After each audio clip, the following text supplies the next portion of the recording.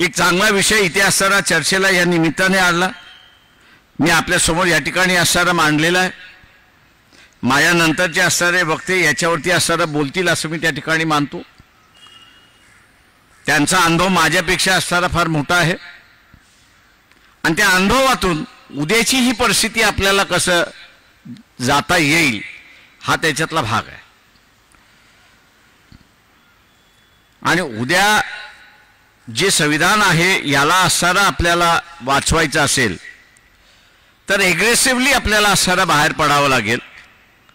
नाही तर संविधान दुसरं आलेलं आहे, निर्माण झालेलं आहे.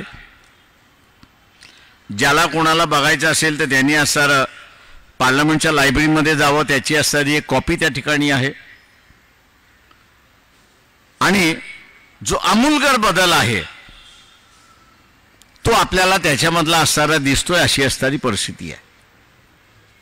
आणि मी जसं म्हणालो की दिस इज ज्याला आपण इंग्रजीमध्ये फाईट टू फिनिश असं असणारं म्हणतो त्या स्टेजमध्ये आपण असणारा येऊन पोचलेलो आहोत. दिस इज फाईट टू फिनिश.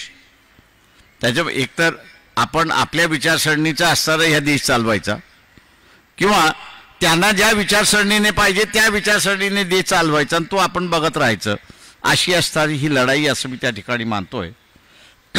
ही लढाई अशी मी त्या ठिकाणी मानतोय क्रिस्टल झालेली आहे. तिथे असणारं दयामाया नावाची असणारी काही गोष्ट नाही आहे.